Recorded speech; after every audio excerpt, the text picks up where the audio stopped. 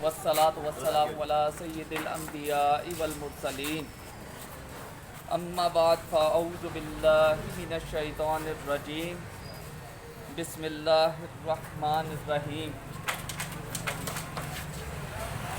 پڑھیے الصلاۃ والسلام علیکہ یا رسول اللہ الصلاۃ والسلام علیکہ یا رسول اللہ وعلی آلک واصحابک یا حبیب اللہ وعلی آلک واصحابک یا حبیب اللہ. الصلاۃ والسلام علیکہ یا نبی اللہ الصلاۃ والسلام علیکہ یا نبی اللہ وعلی آلک واصحابک یا نور اللہ. وعلی آلک واصحابک یا نور اللہ.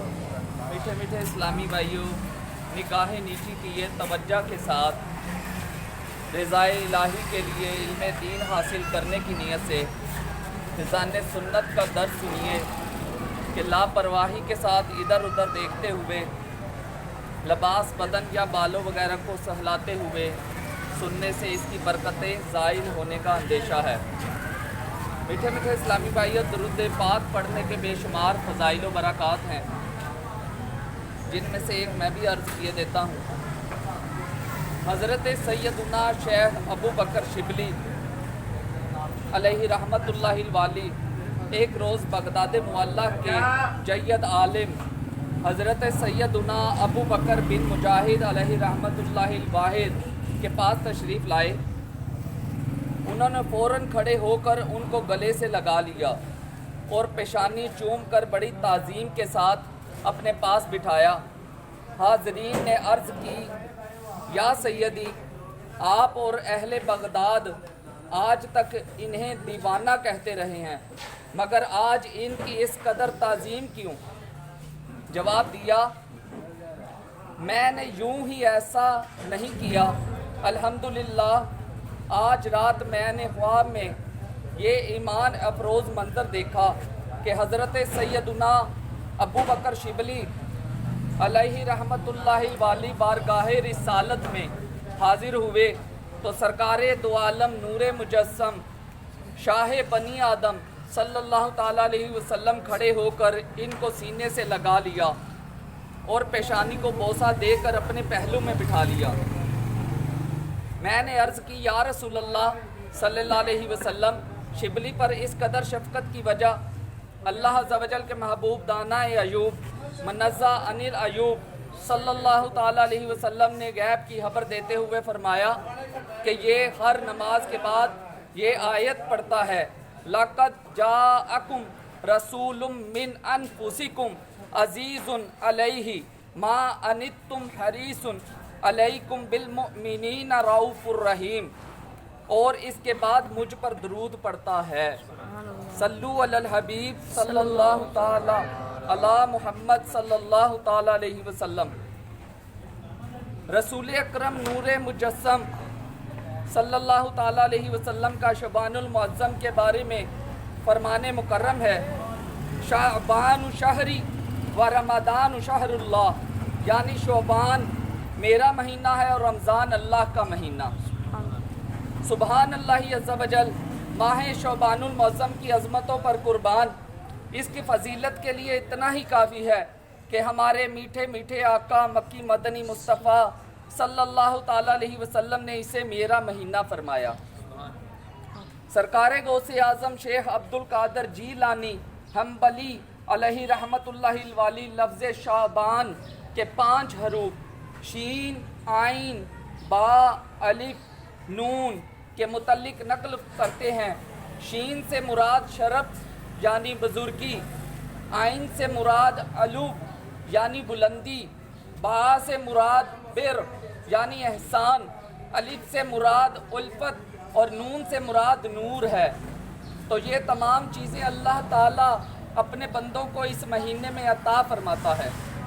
یہ وہ مہینہ ہے جس میں نیکیوں کے دروازے کھول دیے جاتے ہیں، برکتوں کا نزول ہوتا ہے، خطائیں مٹا دی جاتی ہیں اور گناہوں کا کفارہ ادا کیا جاتا ہے، اور خیر البریہ سید البرا جناب محمد مصطفیٰ صلی اللہ تعالیٰ علیہ وسلم پر درود پاک کی کثرت کی جاتی ہے. اور یہ نبی مختار صلی اللہ تعالیٰ علیہ وسلم پر درود بھیجنے کا مہینہ ہے. سبحان اللہ. حضرت سیدنا انس بن مالک رضی اللہ تعالیٰ عنہ فرماتے ہیں ماہ شعبان کا چاند نظر آتے ہی صحابہ کرام علیہم الرضوان تلاوت قرآن پاک کی طرف خوب متوجہ ہو جاتے، اپنے اموال کی زکوٰۃ نکالتے تاکہ غرباء و مساکین مسلمان ماہ رمضان کے روزوں کے لیے تیاری کر سکیں۔ حکام قیدیوں کو طلب کر کے جس پر حد یعنی شرعی سزا جاری کرنا ہوتی اس پر حد قائم کرتے، بقیہ میں سے جن کو مناسب ہوتا انہیں آزاد کر دیتے، تاجر اپنے قرضے ادا کر دیتے، دوسروں سے اپنے قرضے وصول کر لیتے، یوں ماہ رمضان المبارک سے قبل ہی اپنے آپ کو فارغ کر لیتے اور رمضان شریف کا چاند نظر آتے ہی غسل کر کے بعد حضرات اعتکاف میں بیٹھ جاتے۔ سبحان اللہ عز و جل، پہلے کے مسلمانوں کو عبادت کا کس قدر ذوق ہوتا تھا، مگر افسوس آج کل کے مسلمانوں کو زیادہ تر حصول مال ہی کا شوق ہے۔ پہلے کے مدنی سوچ رکھنے والے مسلمان متبرک ایام یعنی برکت والے دنوں میں رب الانام عز و جل کی زیادہ سے زیادہ عبادت کر کے اس کا قرب حاصل کرنے کی کوشش کرتے تھے، اور آج کل کے مسلمان مبارک دنوں خصوصاً ماہ رمضان المبارک میں دنیا کی ذلیل دولت کمانے کی نئی نئی ترکیبیں سوچتے ہیں۔ اللہ عز و جل اپنے بندوں پر مہربان ہو کر نیکیوں کا اجر و ثواب خوب بڑھا دیتا ہے، لیکن دنیا کی دولت سے محبت کرنے والے لوگ رمضان المبارک میں اپنی چیزوں کا بھاؤ بڑھا کر غریب مسلمانوں کی پریشانیوں میں اضافہ کر دیتے ہیں۔ صد کروڑ افسوس، خیر خواہی مسلمین کا جذبہ دم توڑتا نظر آ رہا ہے۔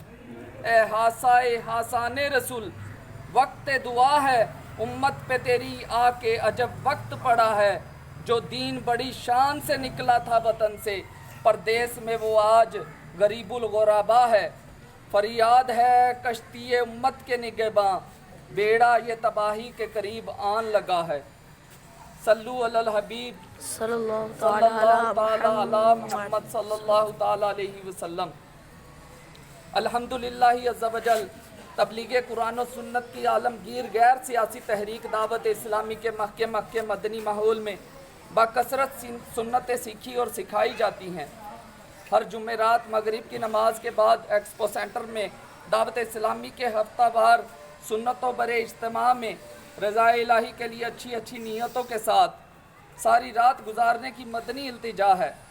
عاشقان رسول کے مدنی قافلوں میں بانیت ثواب سنتوں کی تربیت کے لیے سفر اور روزانہ فکر مدینہ کے ذریعے مدنی انعامات کا رسالہ پر کر کے ہر مدنی ماہ کے ابتدائی 10 دن کے اندر اندر اپنے یہاں کے ذمہ دار کو جمع کروانے کا معمول بنا لیجئے۔